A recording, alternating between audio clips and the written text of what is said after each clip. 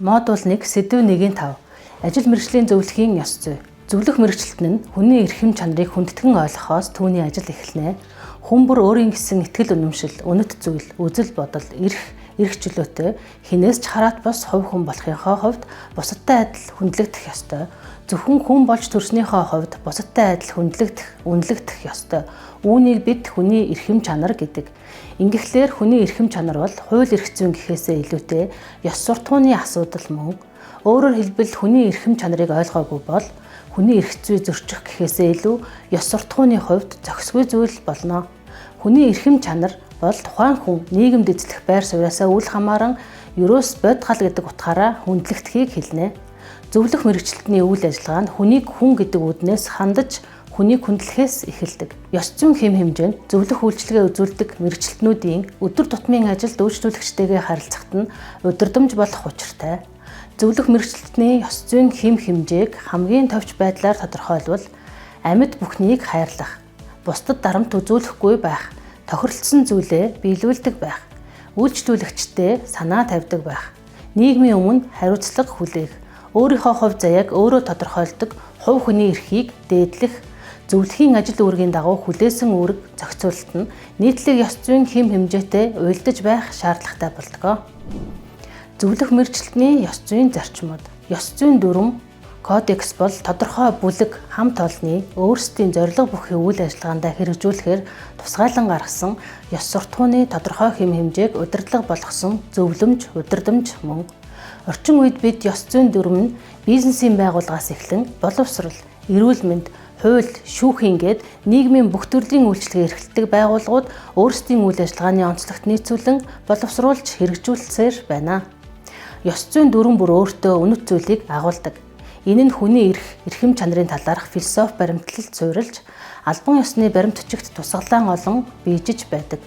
Өнөөдөр үнэт зүйл болон тогтож нийгэмд үйлчилж буй мэргэжлийн ёс зүйн дүрмүүд нь зөвлөх мэргэжилтний ёс зүйн дүрм, бизнесийн ёс зүйн дүрм, ажилтны тангараг, ажилчдын ёс зүйн дүрм, мэргэжлийн үйл ажиллагааны ёс зүйн удирдамж гэсэн хэлбэртэй байна. Мэргэжлийн ур чадвартай байх гэдэг нь зөвлөх мэргэжилт нь шинжлэх ухааны үндслэлтэй арга аргачлал тулгуурлан зөвлөх үйлчилгээг үзүүлэх ба мэргэжлийн мэдлэг чадвараа тасралтгүй хөгжүүлж, сурч боловсрч байх ёстой. Энэ нь хурдтай өөрчлөгдөж буй нийгэм, эдийн засгийн орчинд зөвлөх үйлчилгээг мэргэжлийн түвшинд үзүүлэх зөвлөхийн ур чадвараа хадгалах суурь болдог. Хариуцлагатай байх гэдэг нь иргэдэд үнэн зөв мэдээллийг өгч өөрийн санаа бодлыг бусдад тулгахгүй, хувийн үнэлэмжээр дүгнэхгүй, иргэдэд хүрсэн мэдээлэл үйлчилгээний чанарт бүрэн хариуцлага хүлээх. Үнэнч шударга, тэгш харьцах гэдэг нь зөвлөх мэргэжилт нь шударга ёсыг эрхэмлэж, үйлчлүүлэгчдэд эрх тэгш үйлчилж, шударга байдлыг ямагт дэмжих ёстой. Энэ нь иргэн бүртээ адил тэгш алагчлахгүй харилцах суурь юм а. Нууц хадгалах гэдэг нь үйлчлүүлэгчийн хувийн мэдээллийг бусдад задруулахгүй байх бөгөөд зөвлөх үйлчилгээний явцад олж авсан мэдээллийн нууцыг хадгалж ажиллана. Мөн ажил үүргийнхаа хүрээнд болон бусдын мэдээллийг өөрийн давуу байдал болгон ашиглахаас ямагт зайлсхийх ёстой. Банк харилцагчийн итгэл дээр тулгуурлагдгийн адилаар зөвлөх мэргэжилт нь мөн үйлчлүүлэгчийн итгэл дээр хүндэтгэл хүлээж ажилладаг.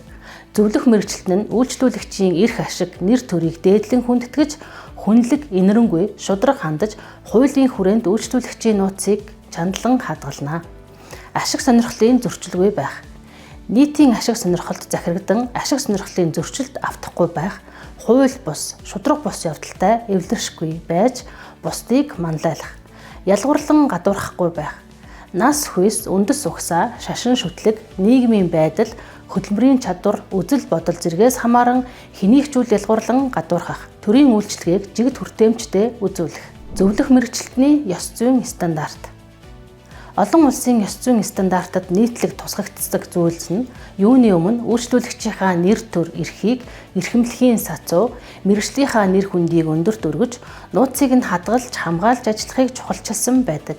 Үүний тулд ажил үүргээ шударга мэргэжлийн өндөр түвшинд чанартай гүйцэтгэж, үр дүнтэй ажиллах мэргэжил нэгт хүмүүс мэргэжлийн байгууллагын нэр хүндийг хамгаалж ажиллах, үйлчлүүлэгчид санал болгож байгаа үйлчилгээ чанартай байх, эзэмшсэн мэргэжлийн чадвар туршлагаасаа бусадтай хуваалцах, өөрийгөө цаг ямагт хөгжүүлэх, худал хуурмаг зүйлсээс зайлсхийх, Мэргэжлийн ёс зүйн дүрм стандартыг боловсронгуй болгох талаар санал гаргаж, өөрийн хувь нэмрийг оруулж байх зэрэг санааг тусгаж, түүнийг биелүүлж ажиллахыг уриалсан байна. Манай улсын хувьд үйлчилж буй ёс зүйн стандарт нь хөдөлмөр эрхлэлтийн нийтлэг үйлчилгээ үзүүлдэг хөдөлмөрийн байгууллагын үйлчилгээний ажилтан албан хаагчдаас Монгол улсын хууль тогтоомж, төрийн албаны зарчим, ёс зүйн хэм хэмжээг сахин биелүүлж, ажлын байранд ажил хэрэгч уур амьсгалд бүрдүүлэх үйлчилгээний чанарыг сайжруулах, байгууллагын стратегийн зорилтыг хангах, хүн амын хөдөлмөр эрхлэлтийг дээшлүүлэх, ажилгүйдлийг бууруулах, хөдөлмөрийн зах зээлийн идэвхтэй бодлого, арга хэмжээг хэрэгжүүлэх хэмээн зорилгоо тодорхойлжээ. Түүнчлэн хориглох зүйлийг мөн дараах байдлаар тусгажээ. Үүнд ажлын байранд гадны хүн оруулж хувийн асуудлаар ярих, өөр хоорондоо маргалдах, хин нэгнийгээ хочоор нь дуудах, бүдүүлэг үг хэллэг хэрэглэх, бусдад саад учруулах үз чанга чимээ шугаан гаргах, зохисгүй үйлдэл гаргах, үйлчлүүлэгчийн дэргэд хувийн асуудал ярих, маргалдах, мэргэжлийн үг хэллэг хит их хэрэглэх, гараа халаасандаа хийх, хөлөөн ачиж суух зэрэг зохисгүй үйлдэл гаргах, үйлчлүүлэгчийг ялгуурлан гадуурхах, гадаад өнгө төрөх, албан тушаалын нэр хүнд, яс үндэс, хүйс, боловсрал, мэргэжил гэх мэт. Түүний талаар эвгүй тааламжгүй үг хэллэг хэрэглэх, халдсан, намхан, хөгшин гэх мэт. Үйлчлүүлэгчтэй харилцахдаа өөр тийш харах, анзаараагүй, сонсоогүй дүр эсгэх, удаан хүлээлгэж зангах, доромжлох. Үйлчлүүлэгчийн нүүр царай, эд хөрөнгө, бусад зүйлд хит их анхаарах. Үйлчлүүлэгчээс хувийн чанартай асуудлаар асуулт асуух. Ажлын цагаар бөөгнөрөх, чанга дуу аваа гаргах, бусдад саад болох, үйлчлэгийг удаашралтай үзүүлэх зэргийг хатуу хориглоно хэмээн тус заажээ. Ёс зүйн дүрм хөдөлмөр эрхлэлтийн салбарт нийгмийн хариуцлагатай байх, зөвлөх үйлчлэгээний мэдлэг мэдээлэл ур чадвартай байх, үйлчлүүлэгчид ил тод, эвсэг, ойлгож болох үс харилцаж тэдний итгэл найдварыг хүлээх. Хизээч ямар ч үед харилцаж байгаа хүмүүсийнхаа итгэл хүлээх үс байдлаар өөрийгөө авч явах. Хувь хүний эрх чөлөө, ашиг сонирхолд нийцсэн сонголт хийх боломжийг хайх. Үйлчлүүлэгчийн мэдээллийн нууцлалыг чандлан сахих. Үйлчлүүлэгчдэд нууцлал хязгаарлагдмал шинжтэй гэдгийг танилцуулж, зөвхөн дараах нөхцөлд нууцлалтай мэдээллийг задруулах боломжтойг санаж ажиллах. Төвийг сахисан байр суурьтай зөвлөгөө өгөх. Баттай нотлогоо баримтгүй мэдээллийг түгээхгүй байх. Өөрөө зөвлөх боломжгүй бол өөр зөвлөхийг үнэнчээр зааж өгөх. Сэтгэл зүйн сорилтуудад хизээч зөвлөх үйлчлэгээ болж чадахгүй гэдгийг сана. Зөвлөх үйлчлүүлэгч хоёрын харилцааны хэм хэмжээг баримтлах. Өөрийн мэргэжил боловсролд стандарт тогтоох. Шийдвэр ажилд хэрэгт нөлөөлж болох ашиг сонирхлын аливаа зөрчлөөс зайлсхийх. Өөрийнхөө үнэт зүйлс санаа бодлыг үйлчлүүлэгчдэд хүчээр тулахаас зайлсхий. Хүн бүрд хүний ёсоор хандаж хүндэтгэн дэмжих. Хүн бүрийн бие даасан байдалд амжиргааны түвшин хүндэтгэж гарц хохирол амсахаас сэргийлэх. Хүн бүрд эсвэл хэсэг бүлэг хүмүүст үйлчлэгийг хүртээмжтэй хүргэх. Өөрийн ажлыг ил тод байлгах. Ялгуурлан гадуурхалт, тэгш бус, шудраг бус байдлын бусад хэлбэрийг арилгах стратегийг ойлгож хэрэгжүүлэх. Цаашид хувийн мэргэжлийн нийгэм, улс төр, санхүүгийн ашиг, хонжоо олохын тулд альва харилцаа холбоог үйлчлүүлэгчийн зардлаар ашиглах, завшихгүй байх. Зөвлөхийн ёс зүйн стандарт олон улсын туршлагаас. Үндэсний болон олон улсын түвшинд үйл ажиллагаа явуулдаг бүхий л зөвлөхүүдийн холбоодоос ёс зүйтэй зөвлөх үйлчилгээний ач холбогдлыг онцолдог байна. Ер нь бол ёс зүйн стандартууд нь альва мэргэжлийн үнэт зүйлийн зөвшөлтслийг илэрхийлдэг ба тухайн мэргэжлийн хүмүүсийн мэргэжлийн ур чадвартай зан төлөвийн удирдамжийг илтгэдэг. Зөвлөх мэргэжлүүдийн хувьд стандартууд нь зөвлөхүүдэд өдөр тутмын ажлынх нь хүрээнд мөн үйлчлүүлэгчдтэйгээ харилцаа болон супервишн, ажил мэргэжилтэнд ахид гарах зорилгоор нийгэм сэтгэл зүйн зөвлөгөө өгөхийн хувьд удирдамж болох учиртай. Зайлшгүй дагаж мөрдөх ёс зүйн дүрм нь зохион байгуулалтын хувьд ч мөн ач холбогдолтой.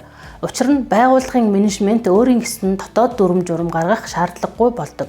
Нөгөөтэйгүр эдгээр нь зарим нөхцөлд бизнесийн тодорхой дүрм журмыг дагаж мөрдөхгүйгээр ганцаарчилсан зөвлөх үйлчилгээ үзүүлэх бие даасан хариуцлагын үндэслэл болдог.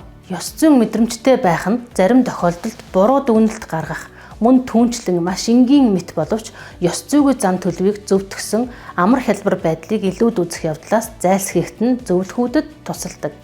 Ёс зүйн тусгайлсан стандартыг ажил мэргэжлийн чиг баримжаа олгох зөвлөх үйлчилгээ, карьер чиг баримжааны хүрээнд онцлон авч үзэж буйгийн нэг жишээг Канадын ажил мэргэжлийн чиг баримжаа олгох зөвлөх үйлчилгээ. сэтгэл зүй эмчилгээний холбоо, ерөнхий үүрэг хариуцлага. Зөвлөхүүд нь өөрсдийн ажил мэргэжлийн чадамж болон ёс зүйн зан төлөвөө сайн чанарын давтан сургалтаар баталгаажуулдаг байвал зохино. Мэргэжлийн чадамжийн хэмжээ хязгаар. Зөвлөхүүд нь өөрсдийн үйлчлэгийг зөвхөн мэргэжлийн чадамжтай буюу холбогдох сертификатыг эзэмшдэг салбаруудаар л хязгаарлах хэрэгтэй.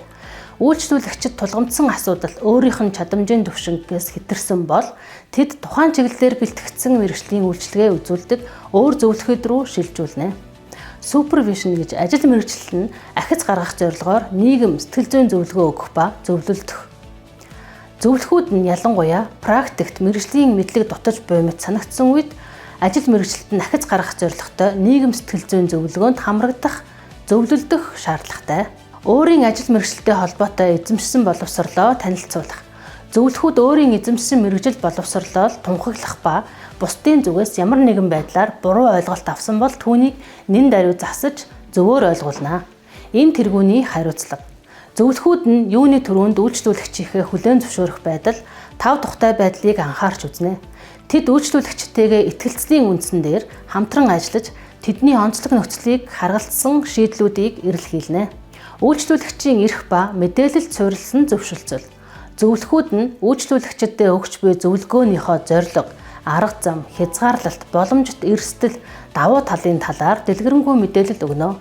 Үүнээс үйлчлүүлэгч нь онцлогооны арга зам болон түүний хэмжээ хязгаарыг сайн ойлгодог байх нь хамгийн чухал зүйл юм а. Үүнээс гадна тэр зөвлөгөөгөө хизээч туслах хэрэгтэй байна. Мэдээлэл хөтлөх, хадгалах. Зөвлөгөө өгөх арга хэлбэрийг ойлгомжтой байдлаар эрх зүйн болон институтын шаардлагад нийцүүлэн баримтжуулах ёстой. Энэхүү мэдээллийн нууцыг хадгалах шаардлагад нийцүүлэн ёс зүйн стандарт гэж үзнэ. Үнэлгээ болон үнэлэх чадамж. Зөвлөхүүд нь зөвхөн өөрсдийн бэлтгэгдсэн мөн холбогдох мэргэжлийн стандарт шаардлагыг хангасан үнэлгээ өгөх үйлчилгээг л санал болгоно.